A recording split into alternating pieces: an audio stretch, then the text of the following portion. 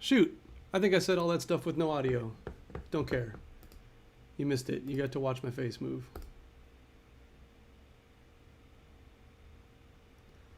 So the NASA coverage is going to start in 15 minutes. I'm going to switch to that. I'm just watching a simulation of what's going to happen. Oh, that's going to happen right now. See, do I misunderstand how that works? No, yeah. Oh, okay, so yeah, he's got like a little mothership. He's going to drop down.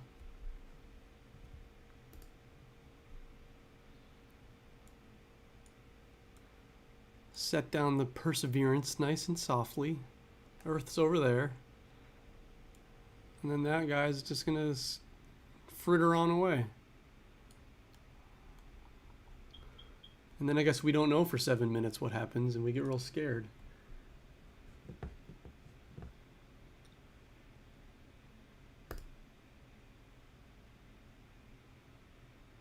If you're just joining me, my name is Nicholas Johnson, and I'm in the space warehouse. Not space like space live. I gotta delete the other one I made because I did a poor job.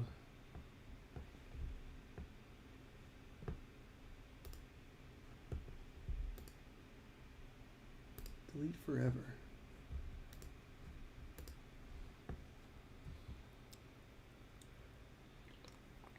What time is it? It's time to go to NASA. Switch this to this. Switch this to this. We're just piggybacking on NASA's stream. We get to chat about it. And there won't be a billion people trying to say stuff. In fact, if I can tell right now correctly, there will be one person saying stuff, and it's you and me, one guy.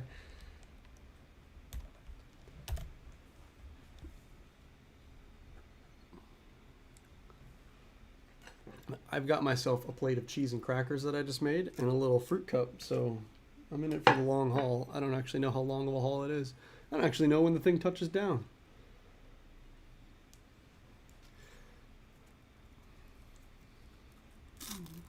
I'm gonna make sure the audio works. Laboratory. And all of the orbiters, probes, and spacecraft we've sent out into the solar system and beyond send all their signals right back here to be processed. And that will never be more apparent than in a few days when the next Mars rover named Perseverance concludes its 7-month journey to our neighboring red planet Mars, autonomously navigating itself for a terrifying 7 minutes, traveling from 15 times the speed of a bullet to a gentle 3 miles per hour touchdown, all while live streaming the key data the whole way down. And as many of you know, for me, this is like coming home, because long before I started making YouTube videos, I came here to work every day.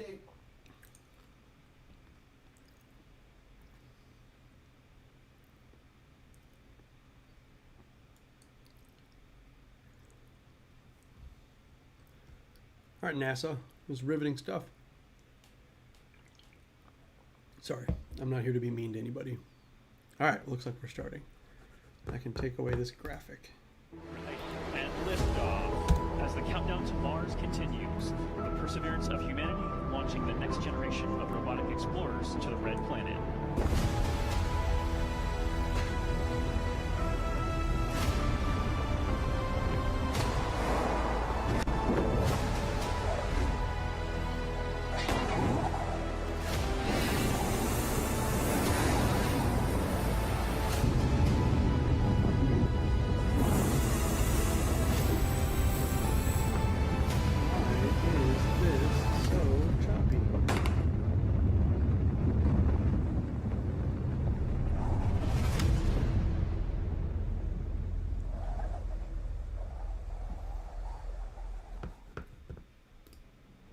Welcome to NASA's Jet Propulsion Laboratory in Southern California. We are gearing up for NASA's Perseverance Rover to touch down on Mars. Happening in an hour and a half from now, the rover will attempt to land in Jezero crater. It is the most difficult landing site on Mars ever attempted. Thank you for joining us. I'm your host, Raquel Villanueva. In the past, mission team members gathered in our mission control for landings. But this time around, we have COVID safety measures in place. Today's landing will look a little different than what you've seen before. I am in a room by myself, and so is my co-host. Here in the Spaceflight Operations Facility, team members are in different parts of this building. Some are in mission control, others are upstairs for landing operations. We also have isolated rooms for our guests on this show. In total, we have 8 locations covered by 14 robotic cameras that you will be seeing. One of those locations is the dark room, the heart of NASA's deep space network. Think of it as a giant communication switchboard. This is where spacecraft phone home to us from across the solar system and interstellar space. The Deep Space Network has been tracking Perseverance since it left Earth, and there are lots of ways you can watch landing today. We have a 360-degree camera inside the control room. It lets you experience the landing right along with the team while seeing this broadcast. We also have the clean feed. It shows an uninterrupted view of mission control and audio. También tenemos un programa en español. To tell us about it is host Diana Trujillo, who also works on the mission. Thank you, Raquel. We're so excited to be the sister live broadcast in Spanish. Sintonízate nuestro programa en las redes sociales de Twitter, YouTube y Facebook en la NASA en español, para que nos acompañes a un tour virtual de la NASA con entrevistas con astronautas, con participación de artistas, con entrevistas con científicos e ingenieros de Perseverance, con Plaza Sésamo y mucho más. Te esperamos. Gracias, Diana. And don't forget, we want to see how you are watching the landing today. Use the hashtag Countdown to Mars to send us your photos and videos. To preview what interviews are coming up is my co-host from the JPL News office, Marina Jurica. Thanks so much, Raquel. The excitement is building behind me right here in Mission Control as we count down to the Perseverance landing. We will be talking to some of the many people who made today possible, from scientists to engineers on the Mars 2020 Perseverance Rover team to folks from NASA headquarters giving us a look into the future of Mars exploration. A little later, we will also be speaking with the students who named the rover and the helicopter. Inspirational stories as we prepare for another landing on the red planet. Back to you, Raquel. Thanks, Marina. Let's give a shout out to the students around the nation learning about Perseverance's mission to Mars with their teachers. We're happy you're with us on this exciting day. Later in the show, we will be answering some of the questions you submitted through your classrooms. Landing on Mars is complex. The team will be calling out milestones as they happen. It's fast-paced, and you'll hear lots of technical terms. To help us translate and explain what is going on in Mission Control is Swati Mohan. She is part of Perseverance's landing team. Thanks for guiding us through landing today, Swati. Hi, Raquel. I'm happy to be here today. So, Swati, what is the status of the Perseverance rover right now? So Perseverance is still in space right now, about 9,000 miles from Mars. So far, she is healthy and on course. And it takes time to send signals between Earth and Mars. Can you let us know how that affects the information you are seeing? So Mars is about 127 million miles from Earth right now. That means it takes about 11 minutes from light to travel from Mars to Earth. So all the information that we receive from Perseverance actually happened 11 minutes ago. So the round trip is 22 minutes for us to send a command to Perseverance and hear back on the ground that she's received that command. This is what we call two-way light time. That's good to know. And can you tell us who else is in the room with you right now? The operations team is split into 2 different areas. Here in the cruise mission support area, we have primarily the team that has been flying Perseverance from Earth to Mars. You'll see the placards with the roles of each of the people by their stations. Some of the people you may hear talking today are the flight director, who is the conductor of our operations orchestra here, the entry, descent, and landing activity lead, who is a member of the landing team tasked with understanding the execution of entry, descent, and landing, and then also the telecommunications and entry, descent, and landing communications engineers who will be monitoring the signal from Perseverance through the different paths that we have. Upstairs, in what we call the war room, we have almost the entire entry, descent, and landing operations team. And then across the hall from them, we have the surface mission control room, where the surface operations team is ready and waiting to take over as soon as Perseverance's wheels touch the ground. And you have been part of this mission for years now. Can you tell us what have you been working on? I've been working on Perseverance for almost 8 years now as a guidance, navigation, and control engineer, working primarily on entry, descent, and landing. One of my big tasks was to help with terrain relative navigation. Perseverance will be the first mission to fly terrain relative navigation. So while she's descending on the parachute, she'll actually be looking at the ground with a camera, seeing where she is with respect to the Martian surface, and choosing a safe spot to land that she can get to. After so many years of working on the mission, it's an honor to be here today as the mission commentator. We're happy to have you here. Thanks, Swati. We'll be checking back in with you in just a few minutes as Perseverance approaches its next milestone. But for now, let's learn more about the rover's mission once it lands on Mars.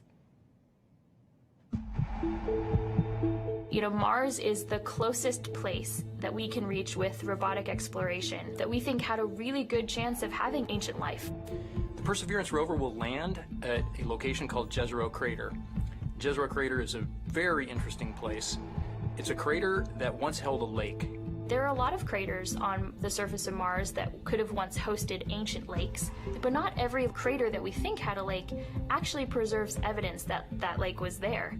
It had an inflow channel and it had an outflow channel. That means it was filled. The crater was filled with water. In Jezero, we have probably one of the most beautifully preserved delta deposits on Mars in that crater.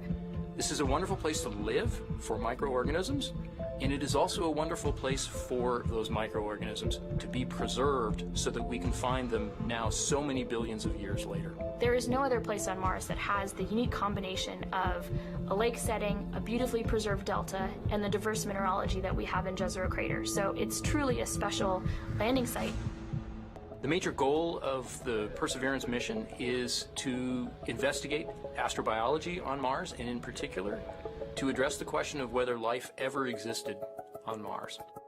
The Perseverance rover starts with a design that's very similar to Curiosity. We've added to it a whole new set of science instruments, and these science instruments were purposefully selected to help us in the search for biosignatures. We're going to be taking microphones with us. For the first time, we're going to have that human sense on another planet. Perseverance carries with her a grand experiment in spacefaring technology, a helicopter, the name of which is now Ingenuity. One of the major upgrades that Perseverance has from Curiosity is that it's able to self-drive for a distance of up to 200 meters per day. As the rover is driving, it's literally building the map of the road it's driving on Mars. Scientists for years have told us that to really unlock the secrets of Mars, we have to bring samples from Mars back to Earth. So what Mars 2020 is going to do is to drill samples, put them in small tubes. We're going to seal it in its own individual tube. We set them on the surface to provide a target for the second two missions, which hopefully will get in development in the next several years and could potentially get the samples back to Earth by 2031. Perseverance is a very, very profound first step in both our understanding of our place in the universe and a stepping stone towards human exploration on Mars.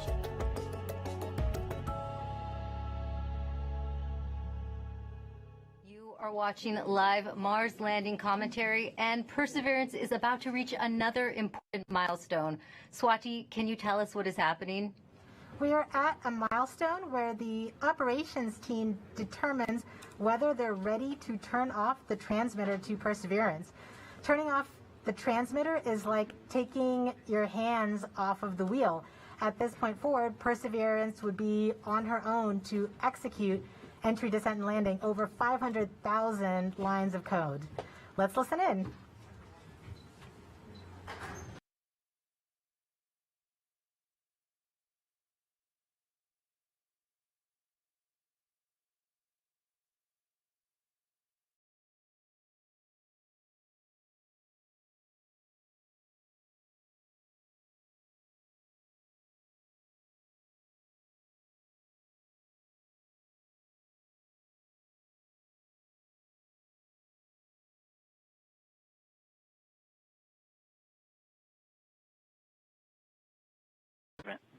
Go.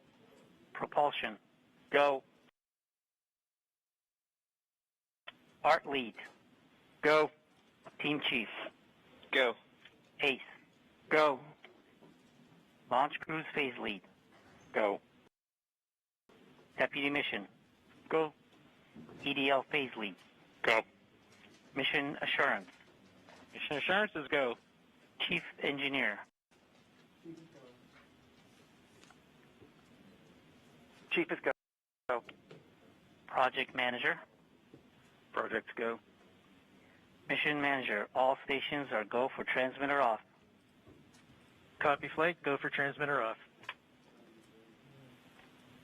There you have it, Raquel. We have deemed Perseverance ready to execute entry, descent, and landing on her own. Thank you, Swati. As we just heard, Perseverance is now operating on its own as it cruises closer to Mars. To help explain what this mission means for the agency is NASA's Associate Administrator, Thomas Zurbuchen. Thomas, this is our 5th rover sent to Mars since 1997. Can you tell us how Perseverance is going to kickstart a new era?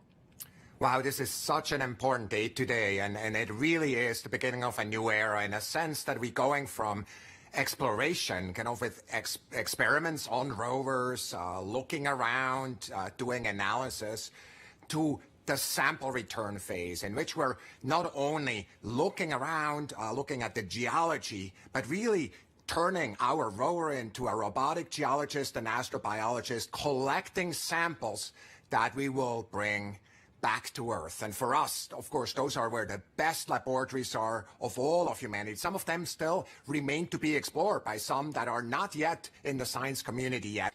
And that's what we're looking forward to. It's that new phase. The other element that I want to talk about is the amazing technologies that are there. And of course, one of my favorites is the Ingenuity helicopter, this in search of this extraterrestrial Wright brothers moment, you know, controlled flight for the first time elsewhere, Raquel.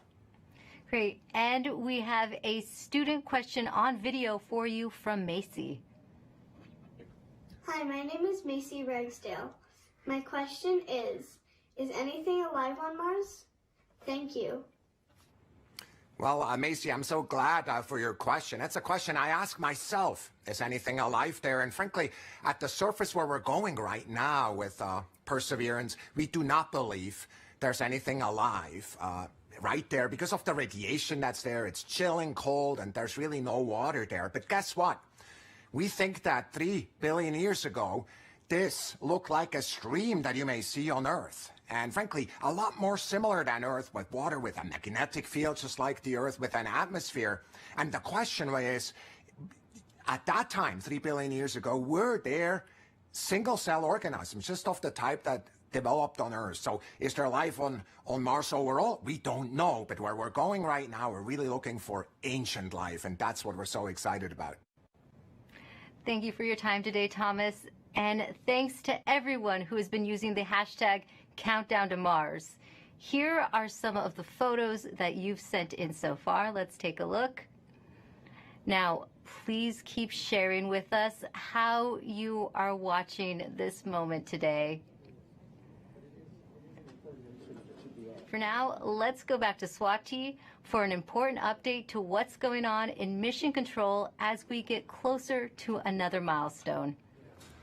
Hi, Raquel. This next milestone is a communications poll. So during landing, not only will Perseverance talk directly to Earth, but we'll also be talking to 2 spacecraft that are currently orbiting Mars, the Mars Reconnaissance Orbiter and the MAVEN spacecraft. This poll is to confirm with the Mars Reconnaissance Orbiter spacecraft and the MAVEN spacecraft teams that they are ready and on track to support the relay from Perseverance. Let's listen in.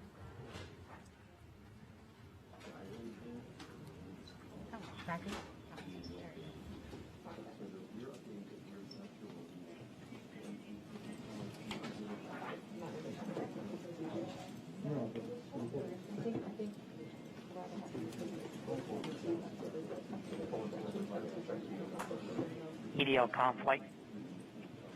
Go flight. Have you performed the comm check and readiness of the orbiters? We have performed the voice check and the readiness poll and can confirm that MRO, MAVEN, EDA, Radio Science 1 and 2, UHF, DTE, DSN, and EDL, GDS are all ready to support. Copy, EDL comm. So we're an hour early. I don't know exactly how early. I'm going to check. So we've just heard that we have confirmation from each of the different orbiters and all of their support equipment on the ground that they are ready and are on track to support the relay from Perseverance. Great, thank you, Swati. And we just heard that communications readiness poll, which means we are ready to relay the data Perseverance will send to get a better idea of what the rover looks like as it approaches Mars. We have a NASA program called EYES. The visualization lets anyone watching track Perseverance. Here's how the program works.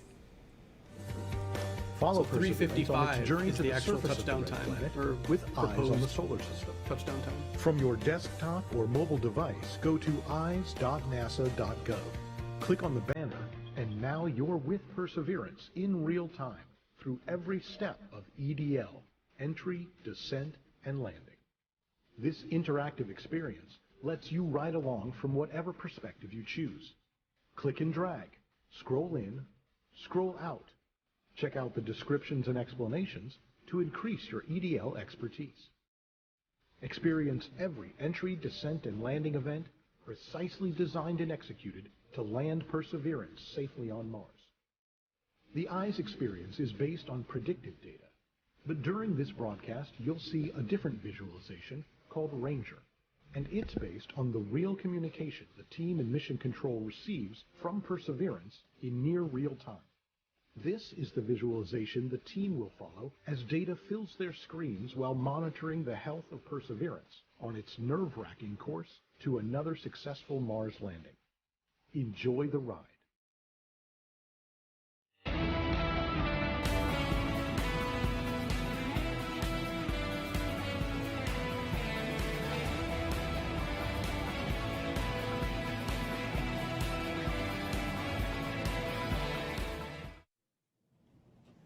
You are watching live Mars landing commentary. Stepping outside Mission Control to talk to us is Perseverance system engineer Matt Smith. Thanks for joining us today, Matt. You're also watching live commentary of the coming from commentary. Mission Control, we are going to hear terms related to landing. Can you help us understand what some of them mean? Sure, definitely.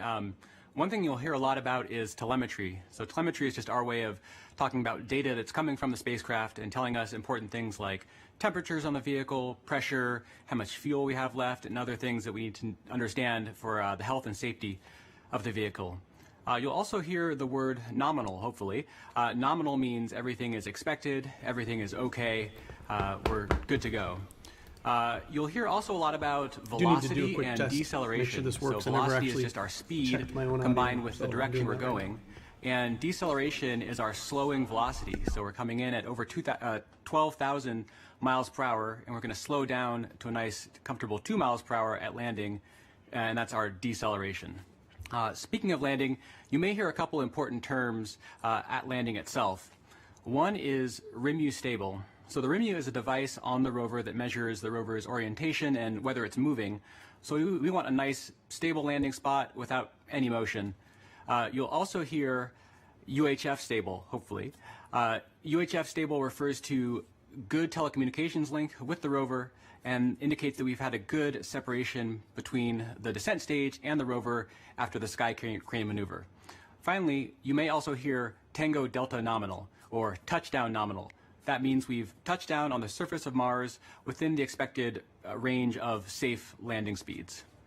Thanks for that breakdown. Now, this is your first Mars mission. What have you learned from this experience? Yeah, one of my takeaways is that you can almost never be too careful when it comes to Mars. You definitely can't take Mars for granted. You know, we've checked and double-checked and triple-checked everything on our way to Mars, and you know, even though we've done this once before using the sky crane technique on the Curiosity rover, you know, I think everyone's going to have their everyone's going to hold their breath until we're on the surface of Mars this time around. And we have a social media question coming in. Nor the Door on Instagram asks, how complicated is the automated landing sequence, and who wrote the code? Yeah, it's quite complicated. The automated landing software needs to do literally hundreds of things all on its own, just right, with sub-second timing accuracy. And it's the result of many hundreds of people over many years, stretching all the way back to Curiosity, and then improved for the Perseverance landing today at Jezero crater. Great. Thanks for your time today, Matt, and good luck. Thanks. Now, landing on Mars is hard. Landing on Mars during a pandemic is even harder. The team behind the Perseverance rover faced one of its biggest challenges when the coronavirus pandemic struck. Here's how they kept the mission going.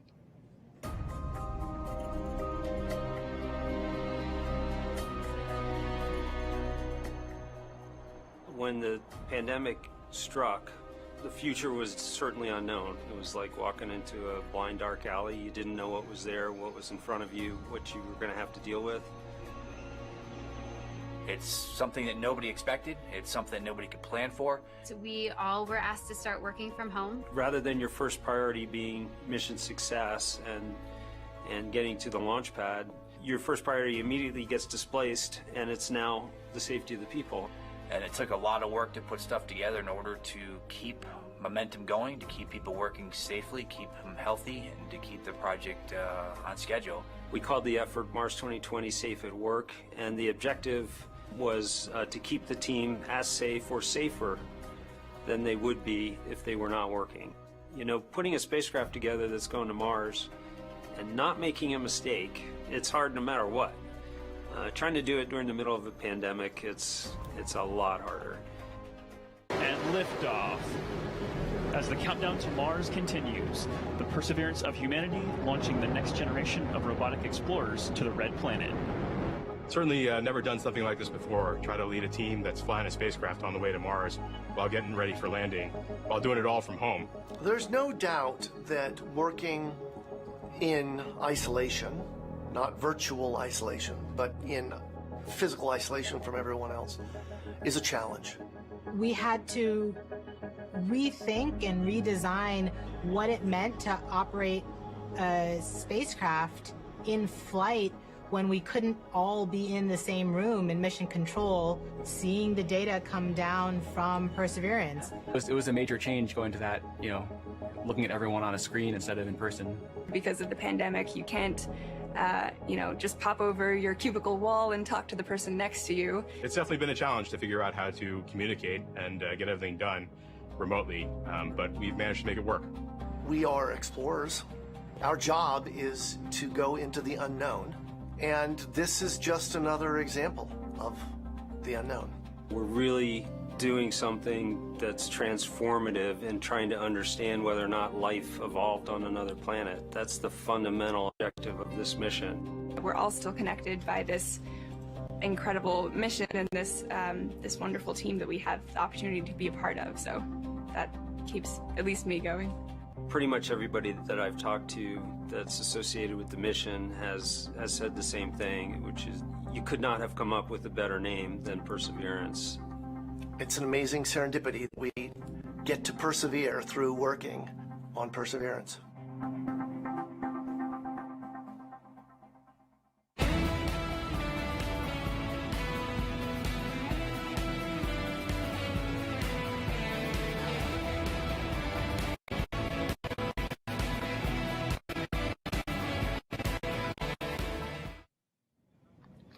Joining us now is Perseverance Deputy Project Manager Matt Wallace.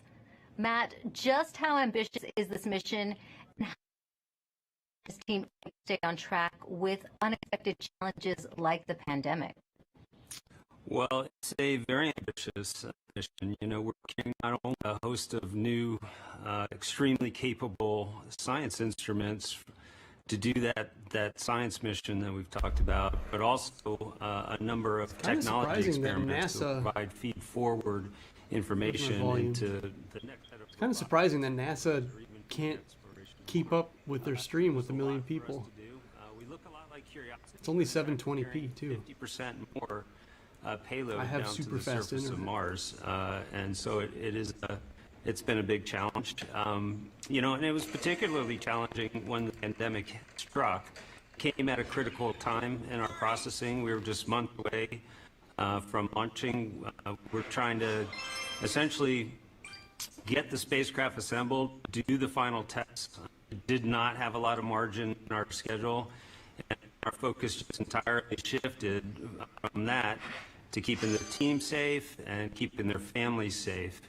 And we had to do that quickly, to make the adjustment quickly. I think, you know, we got through it with a lot of help. A lot of people stepped up to make it happen. The team was tenacious, and we managed to get it launched and fly it to Mars. It's safe. And we had to do that quickly, to make the adjustment quickly. I think, you know, we got through it with a lot of help. A lot of people stepped up to make it happen. The team was tenacious, and we managed to get it launched and fly it to Mars. It's you know, thanks to a lot of help. And Matt, just how large is the team that worked on Perseverance? It's a big team. A couple thousand people here just at JPL, in fact, have worked on the mission. And then almost every other NASA center has contributed in some significant and critical way as well. We have over 1,000 industry partners that have provided hardware into this mission from 44 different states, 60 different cities, and of course we have international contributions from Europe. The good stuff starts at 3:40 p.m. Not that I'm telling you to go away. This is all good information, but the like initial separation in space will be at 3:40 Eastern. Why do you think Perseverance is ready to land in Jezero crater now? I've already run out of cheese. Jezero is tough. I mean, it's scientifically fascinating because it's got a lot of things like craters and you know, rock fields and cliffs and sand dunes and that sort of thing, which are great for the science community. That's exactly the type of features they're looking for to learn more about Mars. But they're all anti-hazards for us, and so we've had to add new technology to relevant navigation, which is the ability essentially to divert away from hazards. But we have taken this system through the same types of paces that we have in previous missions. We've used the same techniques, the same best practices for engineering verification, and in many cases we've used the same people. This, in fact, is my fifth Mars rover mission, and I'm not alone. There's other people on the project in the same situation. So, you know, the team has given it everything they've gotten to put it all out there and to make this successful, and I think we're ready. Thanks, Matt, and good luck on your fifth mission. Thank you very much. Well, Jezero crater is a location on Mars that has intrigued scientists for years. Let's head over to Marina to learn more about the science goals of the mission. That's right, Raquel. Here to explain why we want to go there is Deputy Project Scientist Katie Stack Morgan. Welcome, Katie. Thanks, Marina. Glad to be here. Now, Perseverance is landing on Mars at the Jezero crater. Why is it that you and the team chose this particular area? Yeah, so scientists believe Jezero crater is one of the best places on Mars and possibly the entire solar system to look for signs of ancient life. Jezero contained an ancient lake and has within it one of the best preserved ancient delta deposits on the surface of Mars. And deltas form when a river enters a relatively open body of water, like an impact crater, and deposits the sediment that it's carrying into the lake. And we know based on studies of deltas and lakes here on Earth that they're great places to concentrate and preserve organics and support microbial life. We're also excited because Jezero exposes rocks that are between 3.5 to more than 4 billion years old and represent a variety of different geological processes. Now, this might be a tough choice, but what do you think would be the most rewarding scientific discovery that we expect to get from this mission? Yes, hands down, I think the most rewarding discovery I think we can make with Perseverance would be finding a truly compelling ancient biosignature on Mars. The rocks in and around Jezero crater record a period of time when life first arose in the solar system, and we have the opportunity with Perseverance to study the evolution of the planet from a once habitable world likely capable of supporting ancient life to the cold, barren planet we know Mars is today. And why do you think, Katie, it's so important to find out if there really is or was ancient life on Mars? Well, the question of whether there's life beyond Earth is one of the most fundamental and essential questions we can ask. And our ability to ask this question and develop the scientific investigations and technology to answer it is one of the things that make us as a species so unique. And based on everything we know about Mars in the past, it absolutely should have been capable of supporting ancient life. So we can find out an answer to the question, where there were habitable environments, was there life? And studying the possible emergence of life on ancient Mars can also help us better understand the conditions that led to life on our own planet. That's so fascinating, Katie. Now we're going to take a question from a student, Vara. Hi, I'm Vara, and my question is, why was Mars able to sustain lakes and rivers ages ago, but cannot now? Isn't it cold enough to make water, and isn't it always? Thank you. Yeah, that is such a great question. And one of the things that protects our atmosphere here on Earth and allows liquid water to be stable on our own planet is the fact that we have a magnetic field protecting that atmosphere. We think that Mars lost its magnetic field way back billions of years ago and left the atmosphere exposed to things like solar winds and cosmic rays that basically blew that atmosphere away. And once that happened, liquid water wasn't stable on the surface of Mars anymore. It was too cold and the pressure was too low. And so now Mars is not capable of supporting liquid water and likely not capable of supporting life at its surface. Well, thank you so much to Vara for that great question. And a big shout out to all the kids that are watching out there today. And thank you so much to you, Katie, for joining us. That was so great. Thank you. Now sending it back over to you, Raquel. Thanks, Marina. Earlier, we were able to catch up with the communications systems engineer, Chloe Sakier. She helps us break down the system used to track Perseverance during landing. The communications infrastructure supporting Perseverance's landing is quite complex. We've rallied a truly global network of relay and communications assets to help us capture and record those precious minutes of entry, descent, and landing, or EDL. We receive a stream of engineering telemetry via these communication assets that helps us see and understand exactly what's happening. Perseverance sends direct-to-Earth X-band tones, each of which provides us with indications of critical entry, descent, and landing events. During entry, descent, and landing, we have 2 Mars orbiters listening for the ultra-high frequency, or UHF, signals from Perseverance. These orbiters relay these signals to deep space network stations on Earth, Madrid in Spain, and Goldstone in California.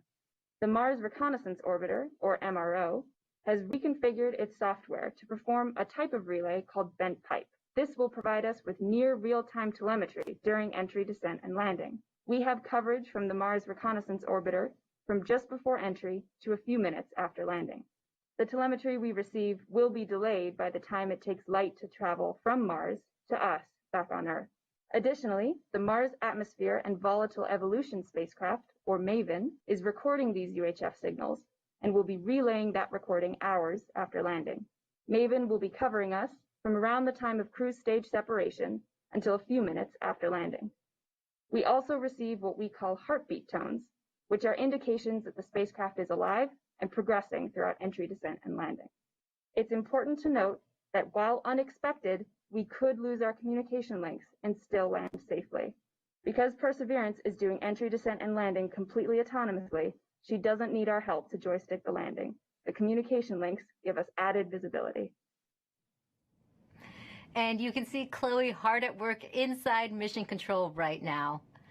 Perseverance's landing might look like the system the Curiosity rover used back in 2012.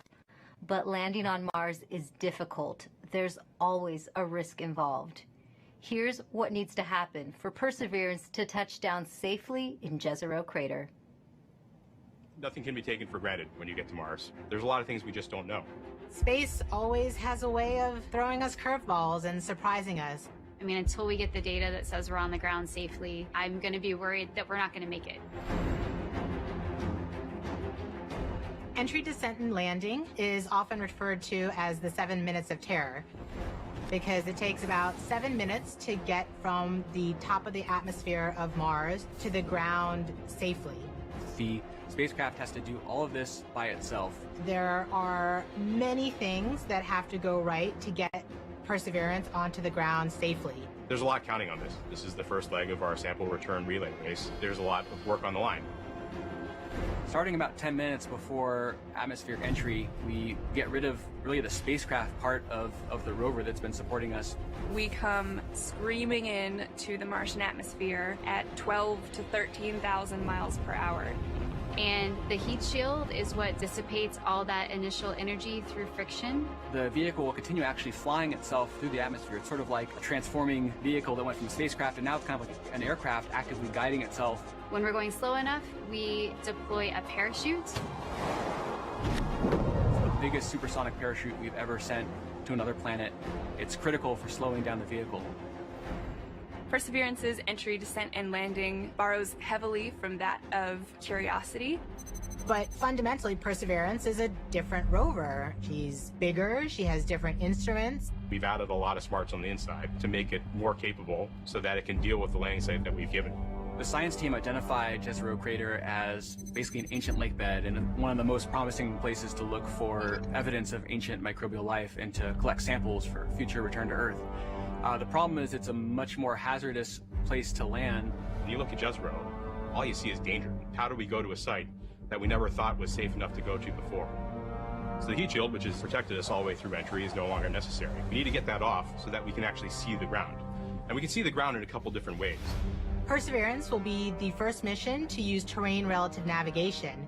So while it's descending on the parachute, it will actually be taking images of the surface of Mars and determining where to go based on what it sees. This is finally like landing with your eyes open. Having this new technology really allows Perseverance to land in much more challenging terrain than Curiosity or any previous Mars mission could. Amongst the rocks and the craters and the cliffs, these things are hazardous to the rover, but these are the things that are interesting to the scientists. Once Perseverance has figured out where she is, we jettison the back shell and parachute and light up our rockets. Those rockets help us steer to a safe landing spot that's nearby. That descent stage takes us all the way down to about 20 meters off the ground. That's when we start the sky maneuver. Once the rover has hit the ground, the descent stage will cut loose from the rover and fly away to a safe distance. Surviving that 7 minutes is really just the beginning for Perseverance. Its job, right, being the first leg of sample return, to go look for those signs of past life on Mars. All that can't start until we get Perseverance safely to the ground. And then that's when the real mission begins.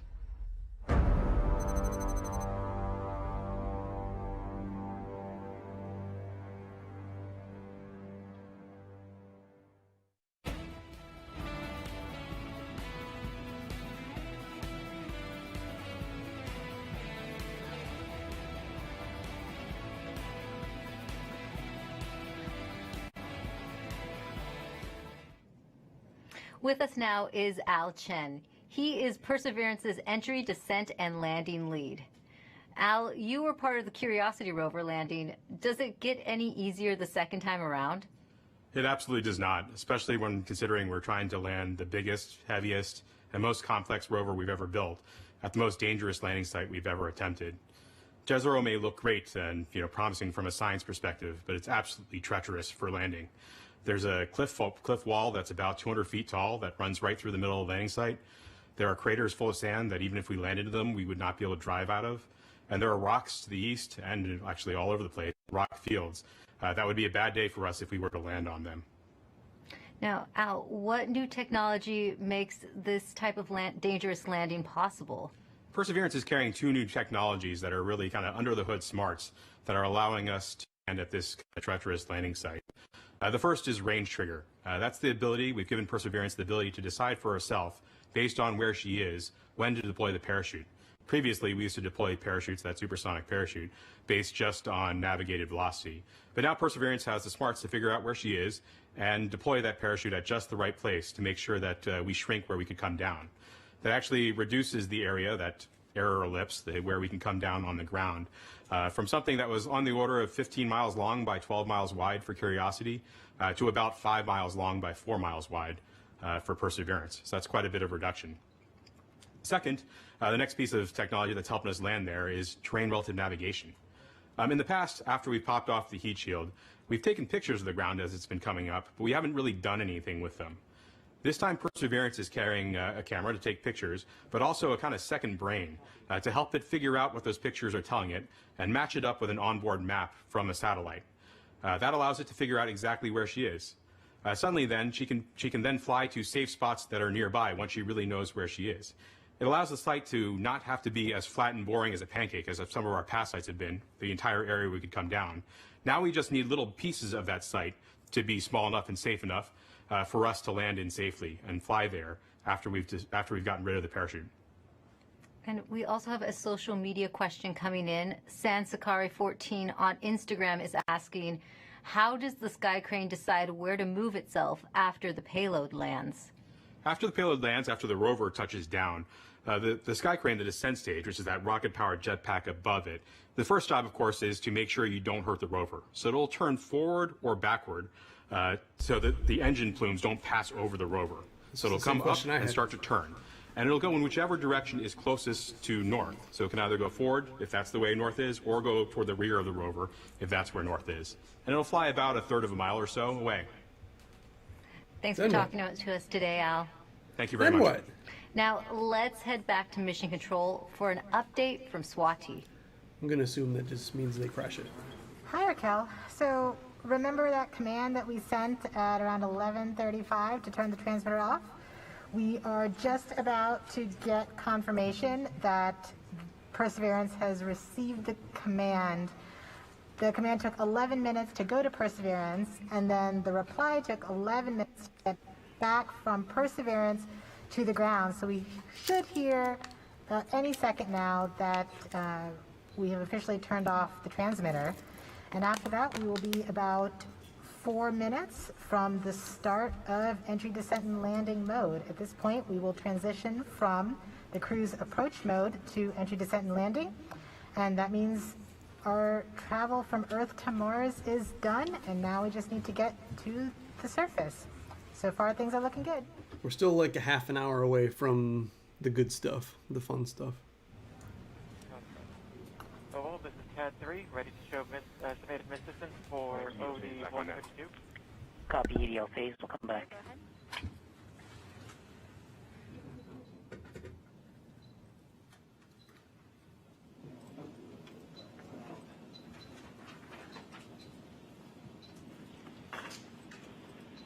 Flight Ace. Go Ace. Our tracking stations have all confirmed the results of the transmitter drive off and in lock one way. Copy Ace. GDS flight. Flight GDS. At this time, I'd like to disable the alarms before EDL main. So please disable all the alarm files and start a new downlink session. Copy that, EGP. Copy that, proceeding now. Confirmation that we are now officially one way and the transmitter is off.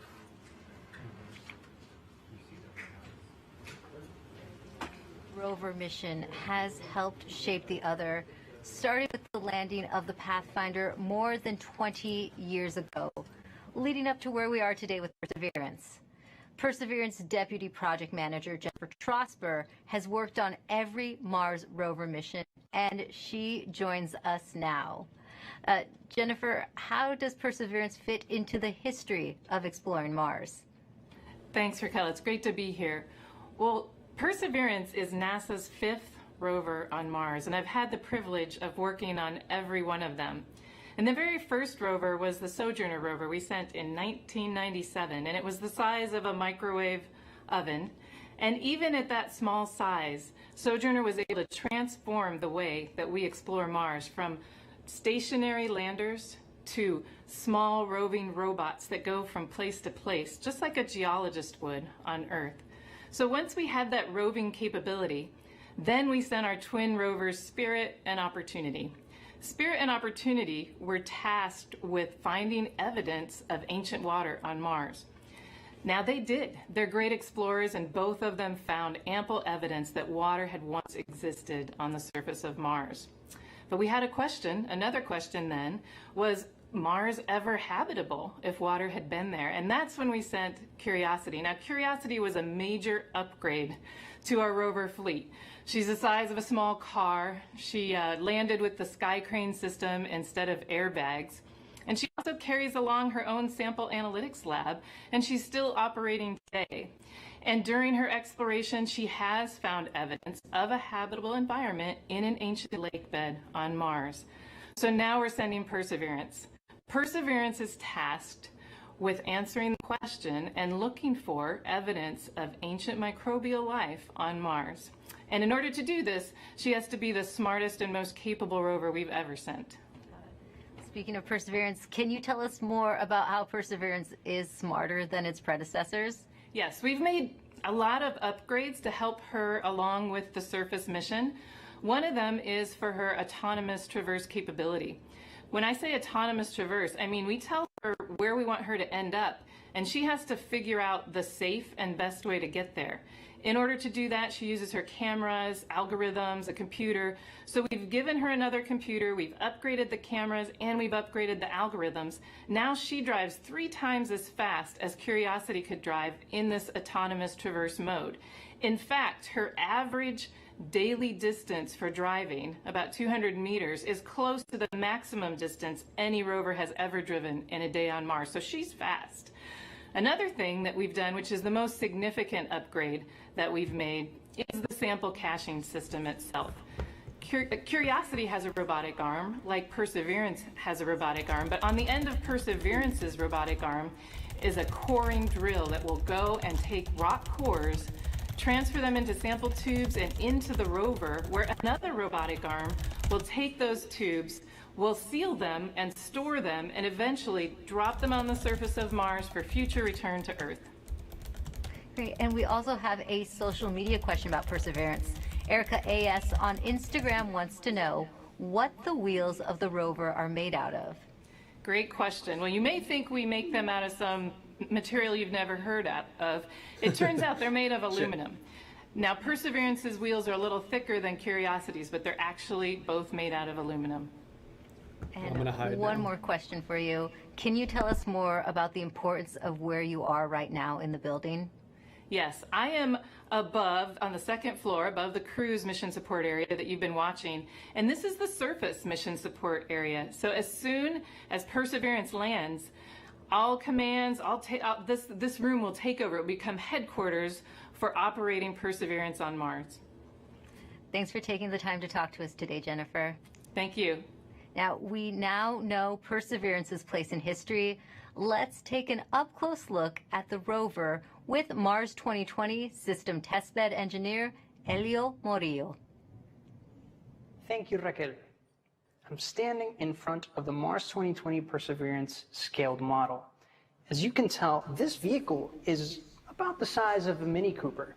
These wheels are obviously black here, and they look like rubber, but they're actually fully when I made of watch metal.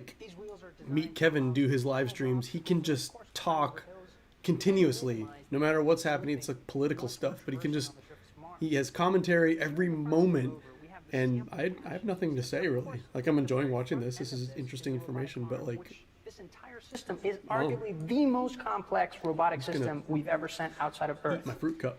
Here at the tip of the arm, we have a turret which contains a suite of instruments along with some drills and coring capabilities that will allow us to do contact science once we get to the surface of Mars.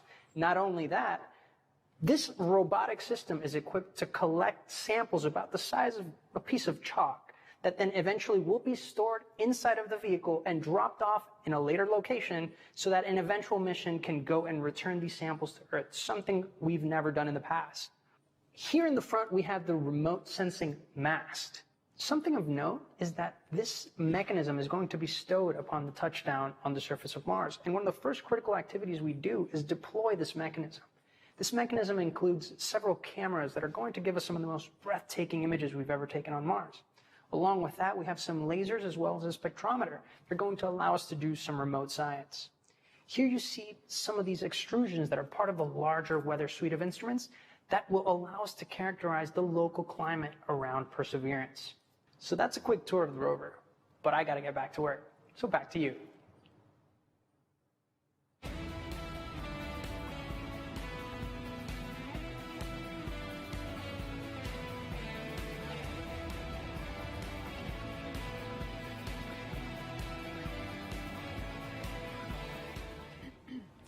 Perseverance is collecting samples of Martian rock for future return to Earth. We've heard that scientists have been wanting to bring Martian samples back for many generations. And here to talk a little bit about that is NASA's Planetary Science Division Director, Lori Glaze, who joins us now to talk about the role Perseverance will play in NASA's future goals.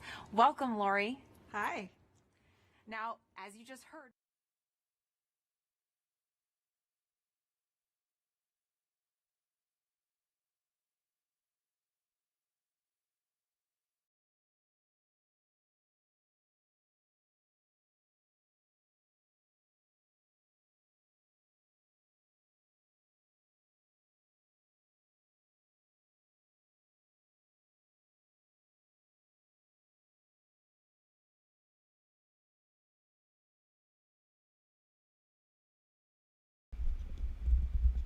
God damn it. I was muted that whole thing. You have no audio. Here's Joe Bungert to join us. The Perseverance is in space right now. You have no audio. I have no audio now. You have audio? Yeah. Oh, hi. Yes, Perseverance is in space right now. You have no audio.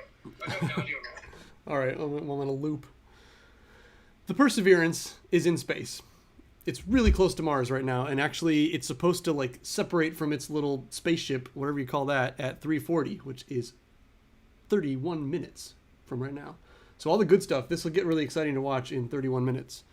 Not that what they're saying now is not entertaining and good information to know, like the rocks that they're going to gather and whatever. But this little guy, little Perseverance, his whole point is to try to find signs of life on Mars. So he's got lasers and he's got little things, and he's going to dig way down and make rock samples, and he's actually going to poop them out the back in these special little containers that later some other future mission is going to come scoop up and send back to Earth. So we're going to get Mars rocks on Earth at some point, if he lands and if that thing lands. They keep calling it a she. Maybe I should call it a she also. But it's going to make its descent in 30 minutes, and I'm excited about that. I had more to say. Oh, there's a helicopter. This thing has a helicopter on its belly that's going to deploy after it lands. I don't know if it's going to deploy today or not, but we're putting a helicopter on Mars today in half an hour. Space Agency. And the way this campaign is going to work, well, Space. Perseverance is the first step. Chapter 1 is going to Mars and collecting the samples. Chapter 2 is going to be a sample return lander that we hope to launch in around 2026 to 2028. And that lander, it'll be an American lander carrying a fetch rover that's provided by European Space Agency. And that little fetch rover will drive out and pick up the samples that Perseverance left on the surface of Mars. And the fetch rover will bring them back and load them into a rocket that we call the Mars Ascent Vehicle, which will be the first ever launch from another planet. And it will launch those samples into orbit around Mars. In the meantime, European Space Agency will have an orbiter that's in orbit around Mars that can rendezvous and capture those samples and then bring them back to Earth for She's just for us to piggybacking on all study my back super here good in our information I just gave amazing you. laboratories. a lot of firsts, it sounds like, Lori. And another first, how is Perseverance and the Mars sample return mission going to help the future exploration, human exploration of Mars?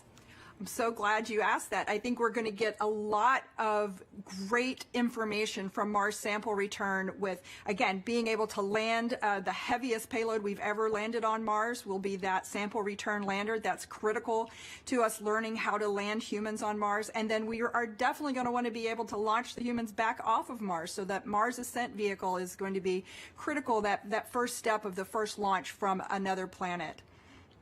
So exciting, Lori. And speaking about the Mars generation, we're now going to take a student question for you from Livia. Hi, my name is Livia, and my question is, what made you want to study Mars, and why are you working so hard and willing to wait so long for a sample? Thank you. Oh, Olivia, that is such a great question. And I enjoy Mars just because it can tell us so much about how our solar system formed and evolved. All of the planets can tell us different parts of that story, and Mars is a really key piece of that.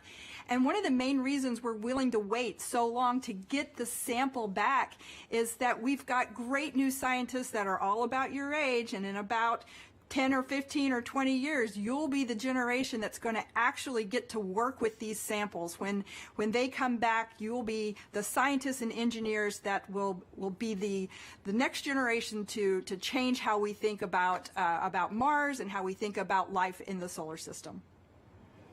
That was a great question, Lori. Reach for the stars, future little scientists and engineers. Thank you so much for joining us here today, Lori. It's my pleasure. Thanks.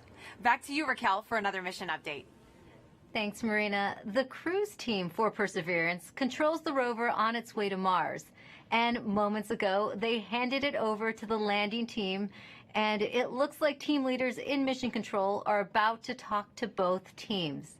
So let's listen in. The CBM change, as I mentioned previously, is to the EDL reserve to a non-coherent route. Activity. Copy flight. EDL phase, go ahead. I think I'd like to see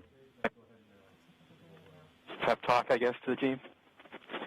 All right. I'm terrible at pep talks. I think my reputation precedes me there. And look, I know this hasn't been easy, right? I'm not even sure we've even been all in the same room at the same time. I mean, I'm staring at folks across the internet as well. Even now, right? Yeah. Voice check. Okay.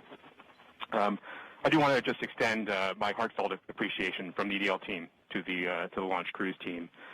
You've done everything we've asked for, right? I mean, you've battled anomalies, you've dealt with Cepheids, you've done everything.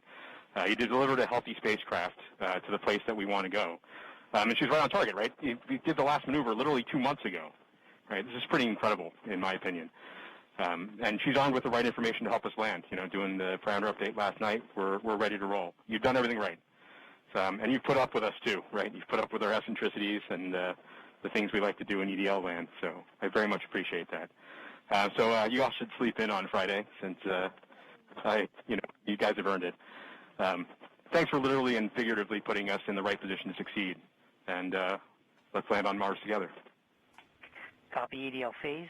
And as flight director, I also would like to thank the whole team, cruise ops, EDL ops, EDL team, and the surface ops as well.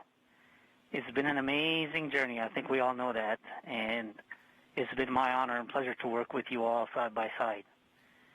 And your tireless efforts and endurance in the face of our challenges has been truly, truly inspiring. So kudos to you. Mission, would you like to say something? Yeah, just echoing the same words that Al and Magdi have mentioned. You guys have overcome great obstacles in the last 6.5 months, and it started with an earthquake in this room on launch day at L-20 minutes.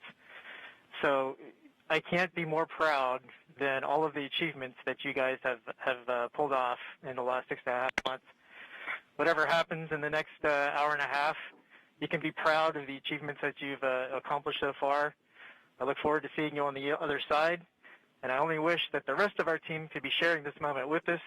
This is a very unusual event. This room is only half as full as it would be if we weren't in this pandemic. So missing everybody on the team who's not with us here today. And go EDL. Welcome to the EDL family.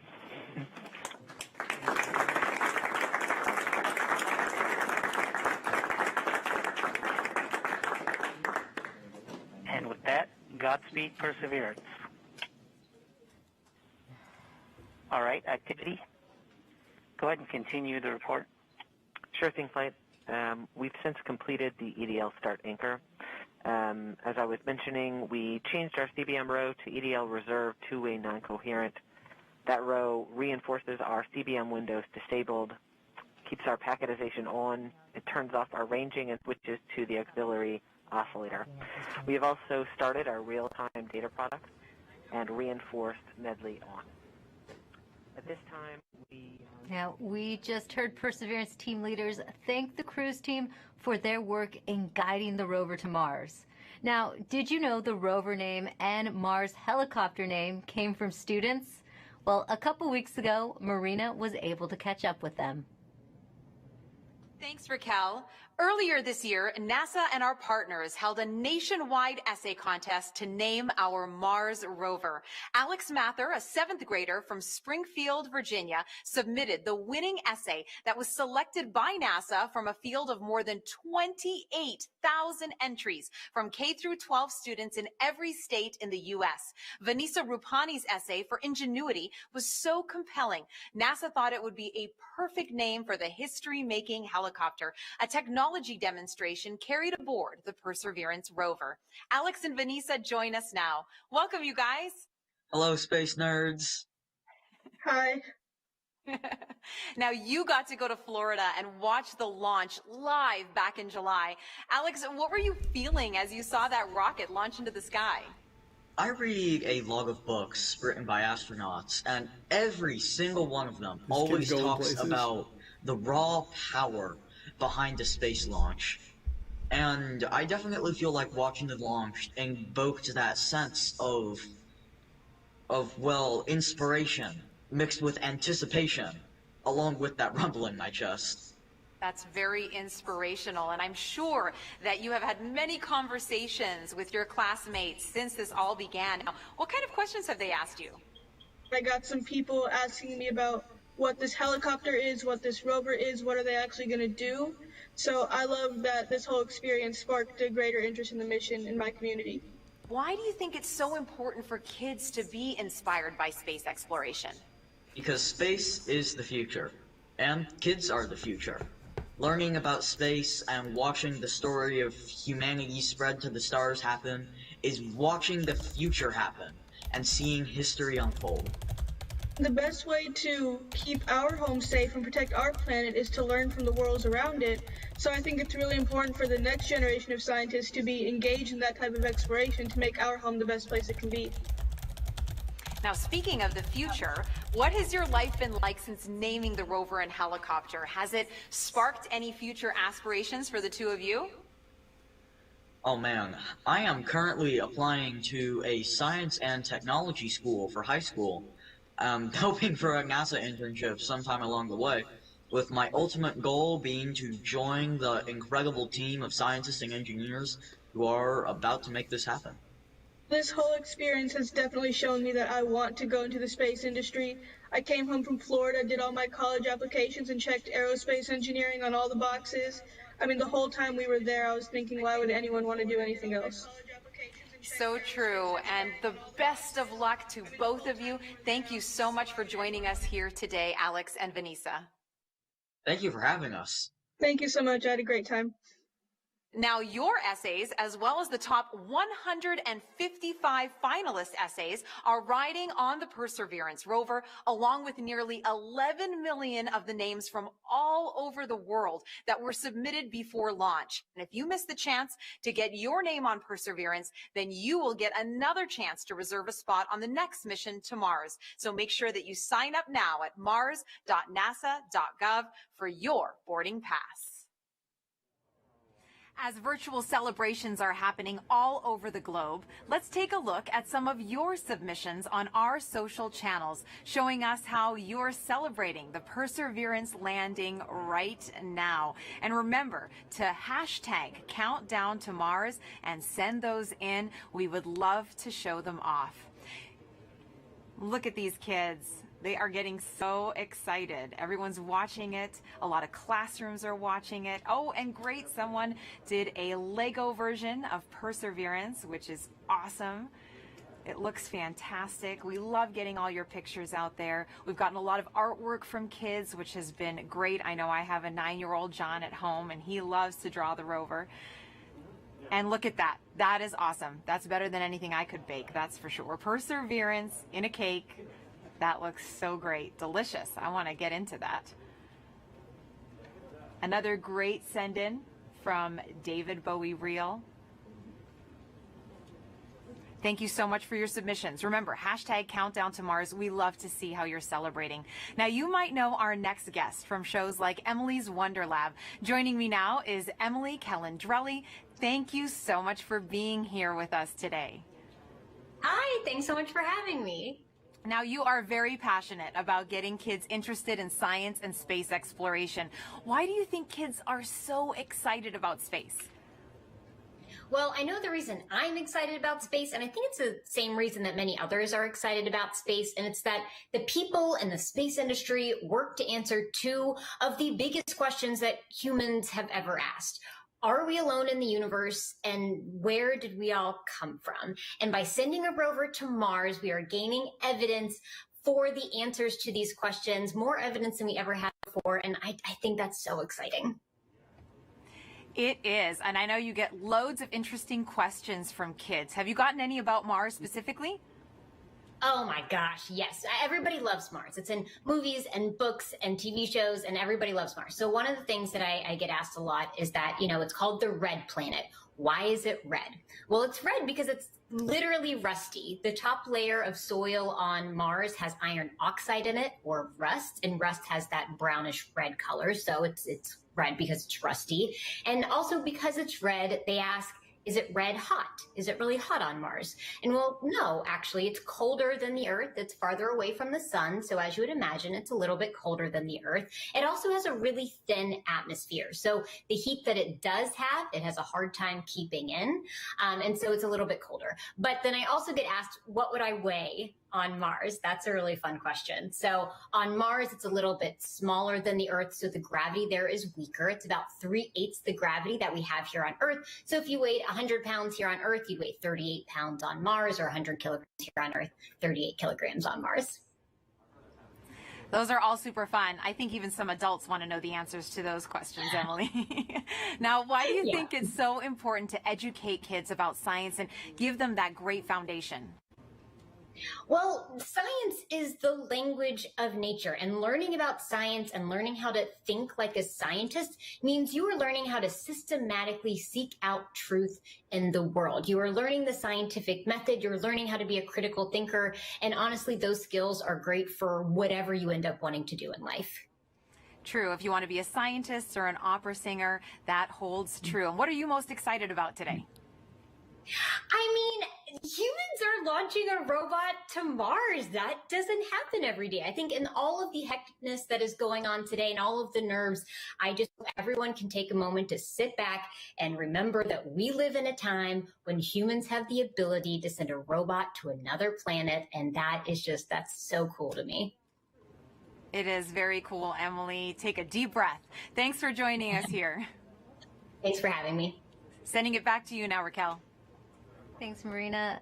We are offering lots of ways to ride along with us to Mars. Now put yourself right into the action now with our Perseverance photo booth. You can pose next to the rover, place yourself in our mission control, and even see what you might look like taking a selfie on the red planet.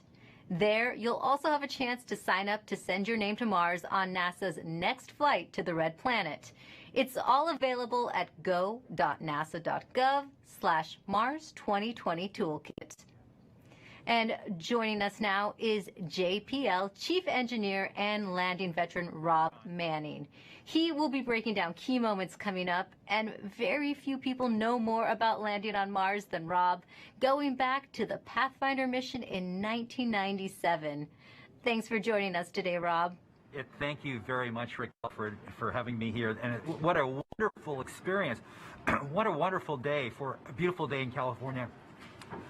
We're just also excited here, anxious, worried, but very hopeful.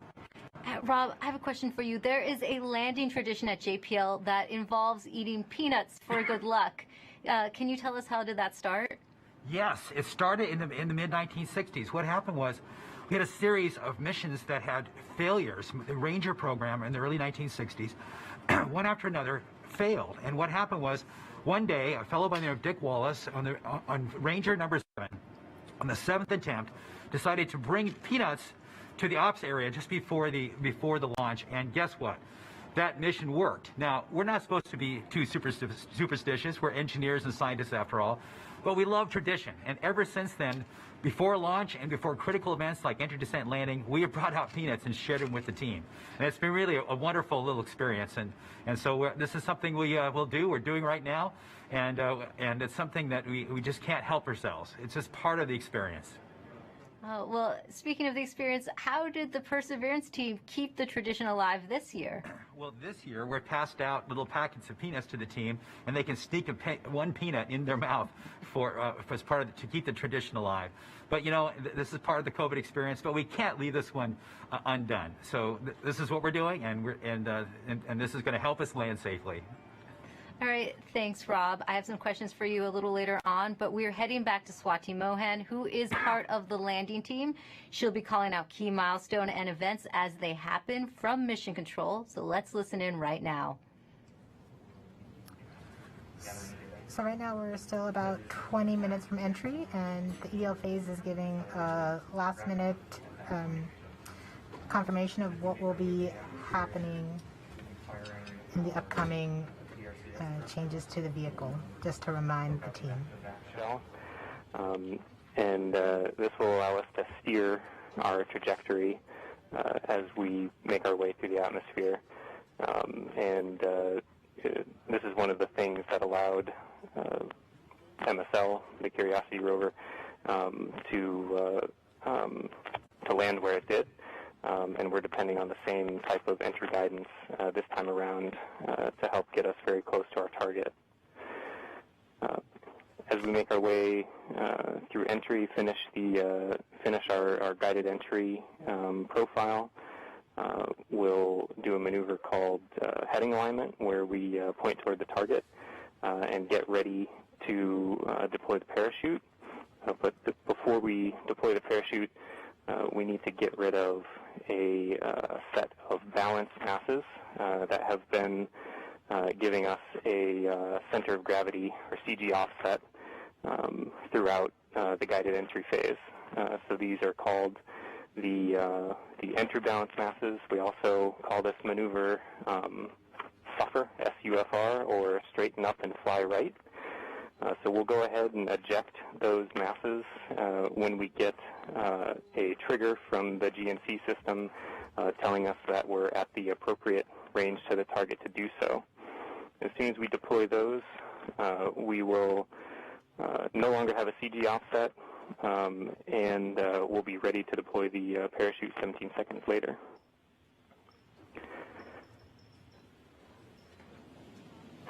Right where the Perseverance team is sitting now, what's in store for them as we approach landing? I'm going to hold here for EO prep as we're about to start that anchor. Copy, phase 2. And activity, please call that out when it's ready. Copy, flight. I'm going to make the announcement now. Okay. Maggie's make the announcement, but...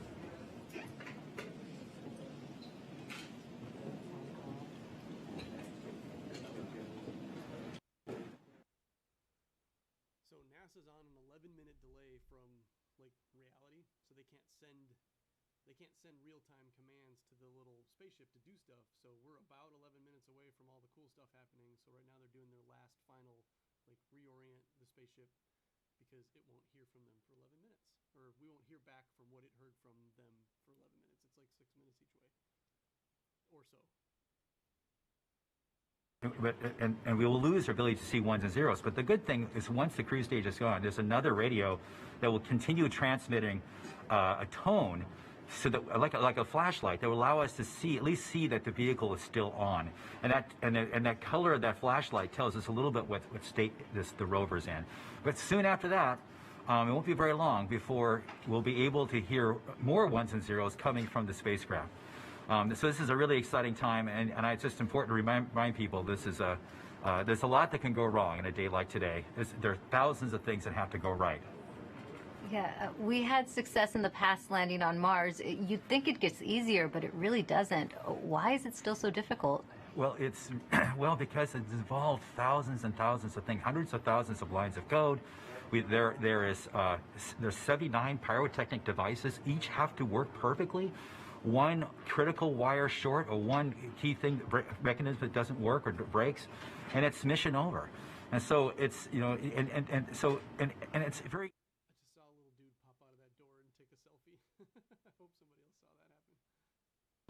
To find our own mistakes, and we work very hard to learn from the mistakes of the past. We've had many failures.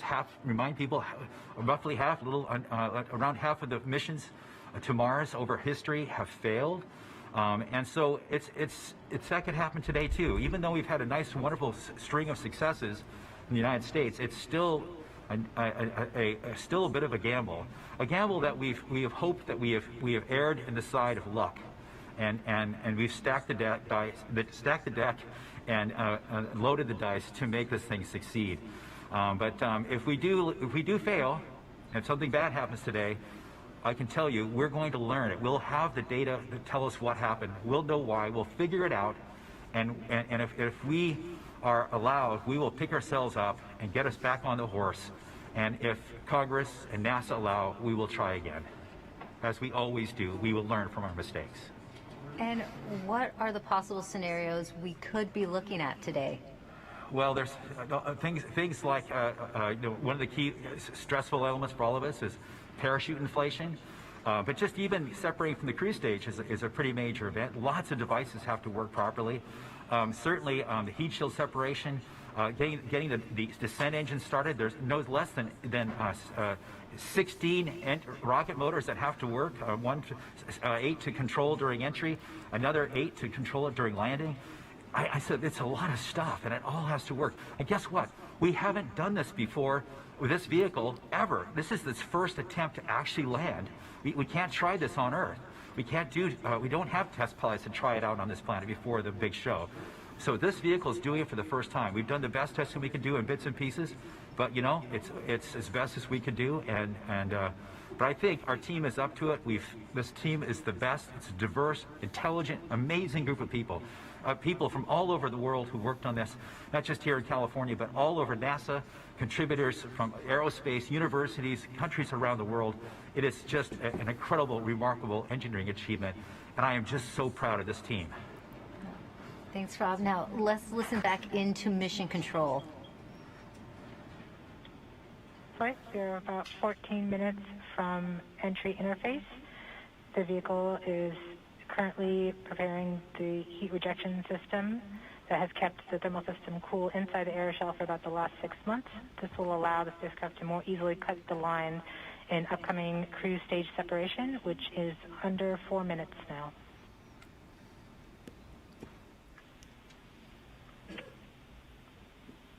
We have now enabled the rover pyro bus.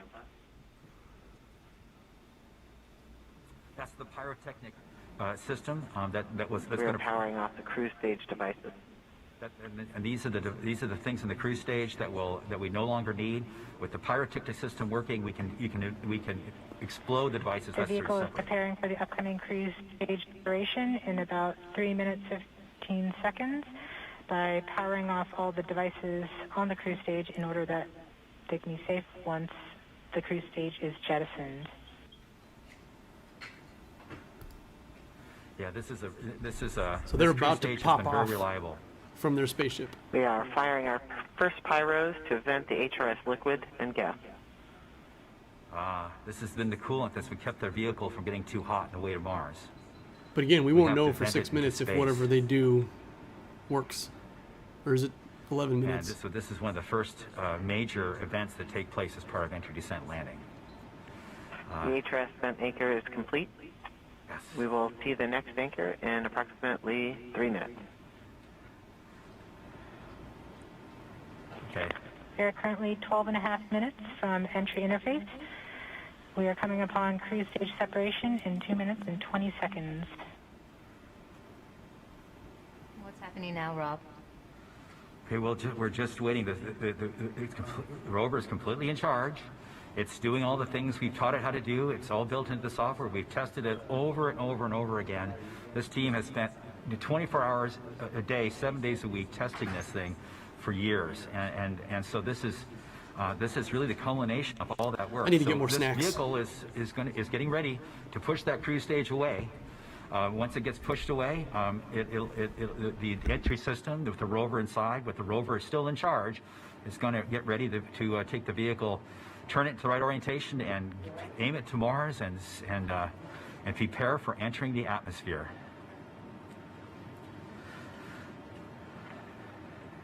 This won't be long. Be prepared for this event. We're about a minute and a half from cruise stage separation, about 11 minutes, 20 seconds from entry interface. Okay, so it's about 10 minutes from cruise stage separation till entering the top of the atmosphere. From then on and out, things happen We are fast. switching to MFSK tones. Telemetry will have stopped.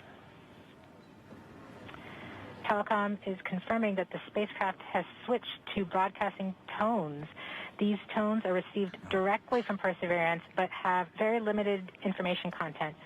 We won't receive real-time information until about 9-10 minutes from now, once the Mars Reconnaissance Orbiter starts relaying information from Perseverance.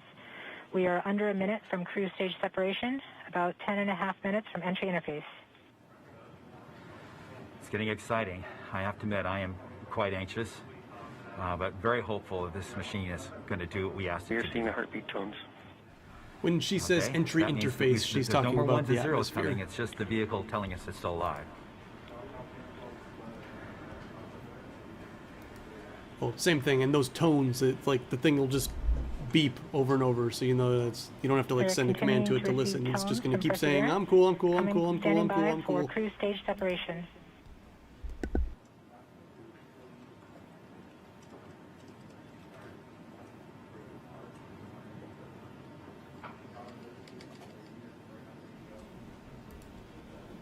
And it should be obvious, this is a simulation that we're watching. This has already happened probably in real We have time, but we indication don't know cruise that if stage there is... separation has been confirmed by the spacecraft.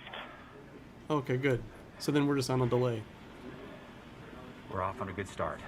In about 1 minute, Perseverance's landing software will wake up and begin the final preparations for entry. The first action it will do is to fire warm-up pulses with its entry thrusters. These pulses ensure that the spacecraft gets the thrust that it wants during entry interface. We're about 9 minutes from entry interface.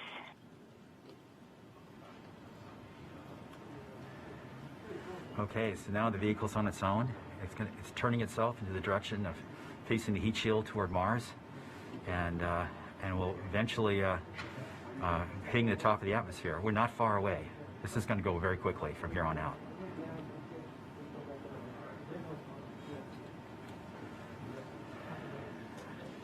I have confirmation that we got shadowed by the cruise stage as it passed through our beam to the Earth. Telecom indicated actually that we could see a signal that the cruise stage went between the Perseverance entry capsule and Earth. So we saw a little blip, the data stream indicating the cruise stage separation.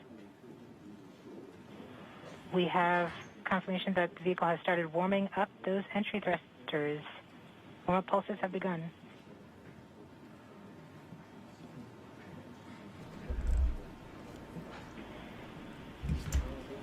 At this point, the spacecraft is trying to stop its spin from the cruise 2 revolutions per minute down to 0, and then will turn to its desired orientation from entry.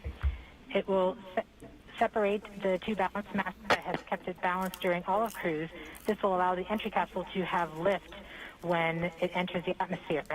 We have confirmation that the spacecraft has turned to the desired entry altitude. Going 10,000 miles per hour? We're about 7.5 minutes from entry interface. Okay, the vehicle is pointed in the right direction. The thrusters are warmed up and doing their job. And now we've spun down from 2 revolutions per minute that the vehicle had the whole way to Mars as a spin-stabilized spacecraft. And then from here on out, it's going to just be a bullet, and it's going to control its orientation and attitude via rockets on the back of that back shell. Points carrier lock. The DTE from Radio Science from Green Bank reports carrier lock. You see the carrier on the downlink. You should take this opportunity to hit the little thumbs up button so that more people look at it. Flight level 1. We are continuing to wait for entry interface. We're about 6 minutes and 45 seconds Yeah, from entry you have interface. 7 minutes until anything cool We have happens, so confirmation you should go from get yourself something to eat. Greenback that they are receiving direct to Oh, Earth one telemetry viewer. via Maybe that I shouldn't be eating popcorn. path. The spacecraft Perseverance is currently transmitting heartbeat tones. These tones indicate that Perseverance is operating normally and has nothing significant to report. This is as expected. We're currently just over 6 minutes from entry interface.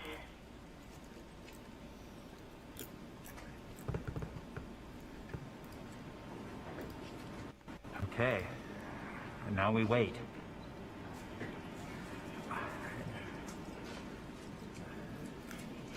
As soon as we get to the top of the atmosphere, it will be very quickly, which is the entry point. It won't be very long before the atmosphere will start getting thicker and thicker. It's going very quickly at a fairly steep angle of 15 degrees into the atmosphere, and as it starts to slow We're down. just under, we're about 5.5 minutes from entry interface. We're still receiving heartbeat tones. We expect to continue receiving heartbeat tones until about 5 minutes after entry. At that time, Perseverance will be no longer in view of our antennas here on Earth. About 90 seconds prior to entry, the Mars Reconnaissance Orbiter should begin receiving telemetry from Perseverance and streaming it to Earth in near real time. There are a few expected short outages, such as when we have a plasma blackout or when we enter the peak heating phase. Aside from these outages caused by the plasma blackout, antenna switching, or high dynamic events, spacecraft events, we should have telemetry until about 90 seconds after landing. A plasma blackout is when the signal from Perseverance isn't strong enough to make it through the superheated, super fast air flowing around the spacecraft all the way down to Earth. Once the temperature drops below that peak heating, we do reacquire the signal from Perseverance. We are currently about 4.5 minutes from entry interface. Perseverance continues to report heartbeat tones, indicating everything is nominal.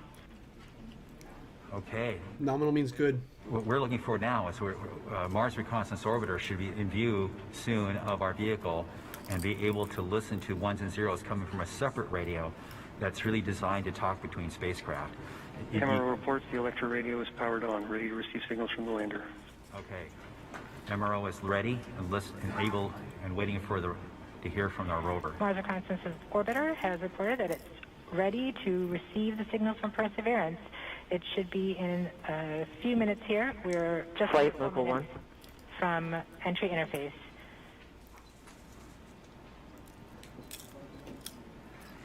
We don't need these ones and zeros, as Swati said, but to land safely, but we really need it for our own health and well-being today to keep our nerves under control. But around this time, a second spacecraft, Maven, should begin picking up telemetry from Perseverance and will continue to record that telemetry until several minutes post-landing. We won't get that data for several hours after landing as it's being recorded and then will be forwarded to Earth later. We are continuing to receive heartbeat tones, indicating that everything is nominal. We're currently at about 3 minutes until entry interface. Okay. Very soon we'll be getting ones and zeros, I hope, from our radio on the rover.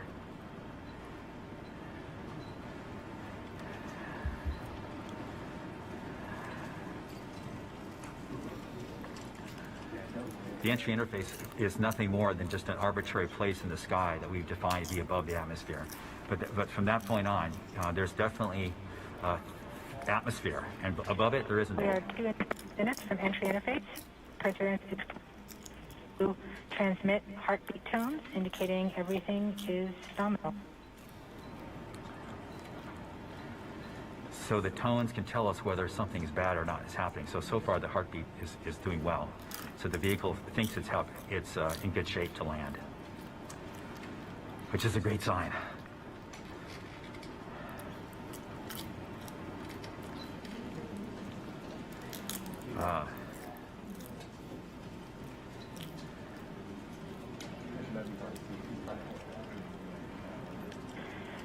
We're just under 2 minutes from entry interface. As it gets closer to Mars, Perseverance is actually being pulled in by gravity and accelerating. By the time Perseverance reaches entry interface point, she should be going just under 5.4 kilometers per second. We're at about 90 seconds from entry interface and standing by for Mars Reconnaissance Orbiter to pick up the telemetry.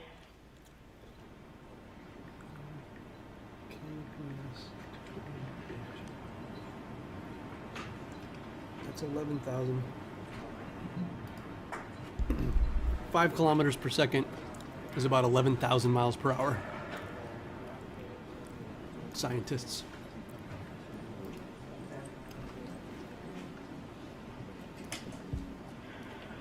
We are 1 minute from entry interface.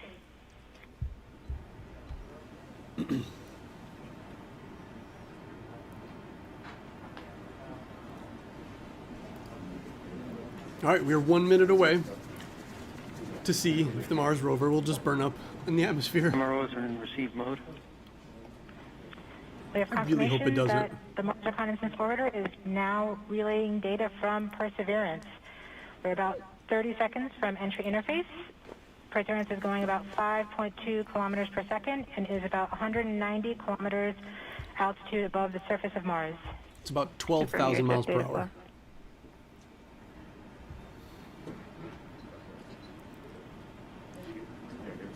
About seconds from entry interface. 5.3 kilometers per second and an altitude of about 150 kilometers from the surface of Mars.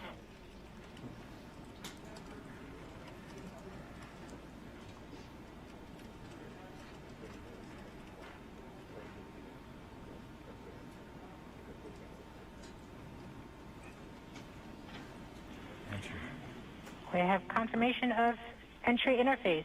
Perseverance is currently going 5.3 kilometers per second at an altitude of about 120 kilometers from the surface of Mars. 11,182 miles per hour.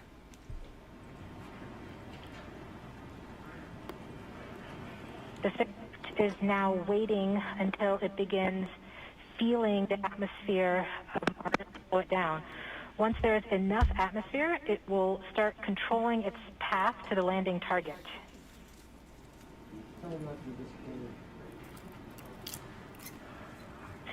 Navigation is also confirming that we can see a little bit of that slowdown of the atmosphere on the Perseverance entry capsule. Our current velocity is about 5.36 kilometers per second and an altitude of about 67 kilometers from the surface. We are probably seeing MRO plasma blackout at this point. Mach 27. Okay, slowing down rapidly. That's good. The vehicle should be doing its turns right now. MRO has lost lock. Perseverance. We have indications that Perseverance is now performing bank reversals in the atmosphere. These are the steps in order to control its distance to the landing target. Perseverance has just passed through the point of maximum deceleration and has indicated that it felt approximately 10 Earth Gs of deceleration. MRO has lock again. God, imagine inside that thing right now. We saw a small 10 outage Gs. of the UHF telemetry from Mars Reconnaissance Orbiter during that peak heating phase, likely caused by the plasma blackout. Perseverance is still continuing to perform bank reversals in the atmosphere to control its distance to the landing target. Every time I start eating, a bunch of people drop off. I think people don't like to watch other people eat. I got popcorn. This is exciting.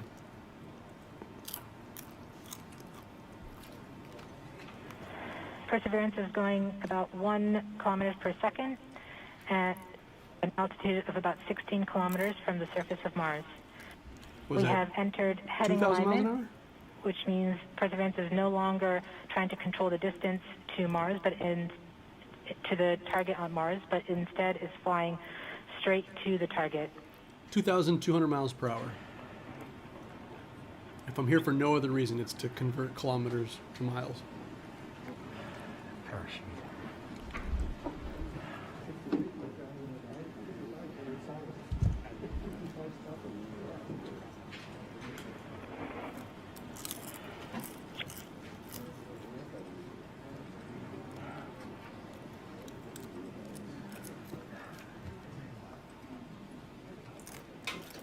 Our current velocity is about 550 meters per second at an altitude of about 15 kilometers from the surface. 1,000 miles an hour. MRO's reporting good telemetry log. We are coming upon the straighten up. We are starting the straighten up and fly right maneuver, where the spacecraft will jettison the entry balance masses in preparation for parachute deploy and to roll over to give the radar a better look at the ground. The navigation has confirmed that the parachute has deployed, and we are seeing significant deceleration in the velocity. Our current velocity is 440 meters per second at an altitude of about 12 kilometers from the surface of Mars.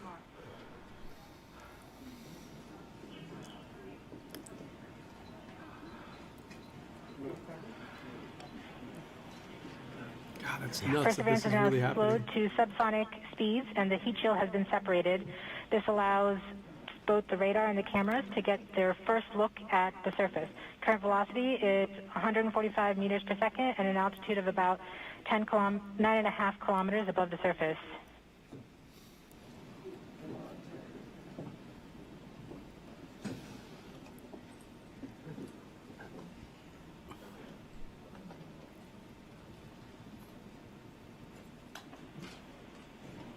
Those Martians must be so freaked out right now. Yes. Yes. Yes. Perseverance now has radar lock on the ground. Current velocity is about 100 meters per second, 6.6 kilometers of the surface of Mars. Perseverance is continuing to descend on the parachute. We are coming up on the initialization of terrain relative navigation and subsequently the priming of the landing engines. Our current velocity is about 90 meters per second at an altitude of 4.2 kilometers.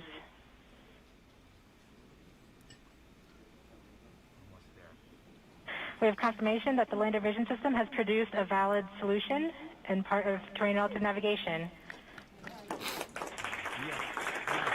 That's we so have cool. timing of the The landing whole thing is engine. autonomous from this point on. It's making all its own decisions. Current velocity is 83 meters per second at about 2.6 kilometers from the surface of Mars. We have confirmation that the back shell has separated. We are currently performing the divert maneuver. Current velocity is about 75 meters per second at an altitude of about 1 kilometer off the surface of Mars. Kieran, safety Bravo. This is the We scariest have part, I think, where the completed rockets our are doing terrain the relative flying. navigation. Current speed is about 30 meters per second, altitude of about 300 meters off the surface of Mars.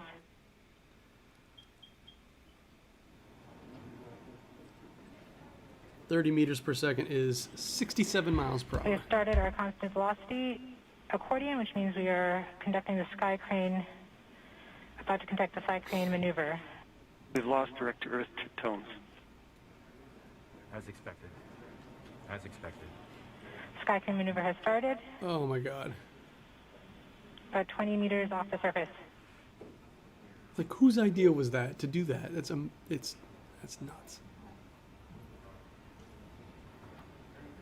We're getting signals from MRO.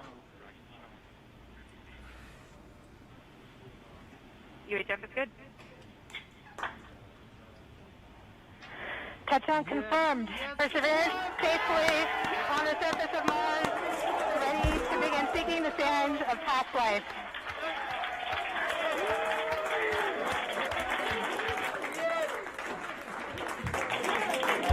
report that the seventh stage has flown away to a safe distance. Perseverance is continuing to transmit direct through Mars Reconnaissance Orbiter to Earth.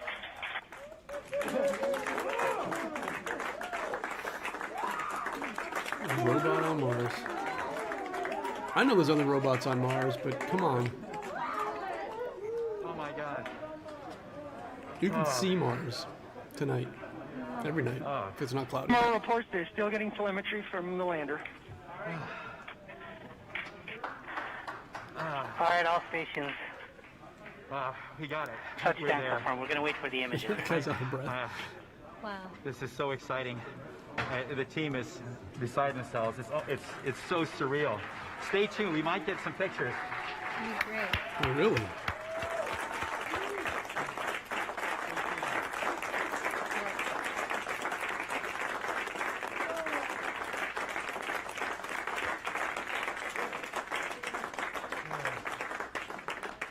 So much has been riding on this. Yeah, we just heard the news that Perseverance is alive on the surface of Mars. It's not Flight, we have seen the completion of EDL 3000. Copy activity. That is as expected.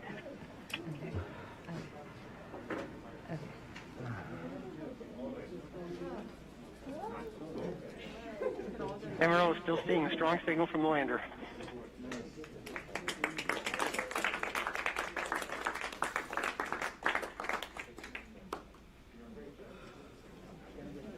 I really want the first picture to be something looking back at it.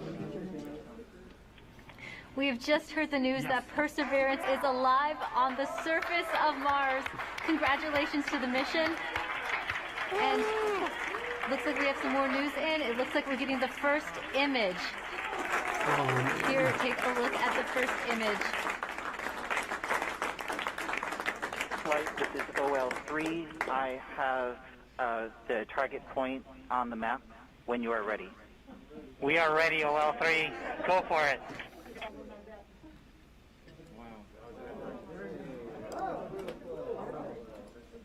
Someone needs to blow that picture up. What are they doing?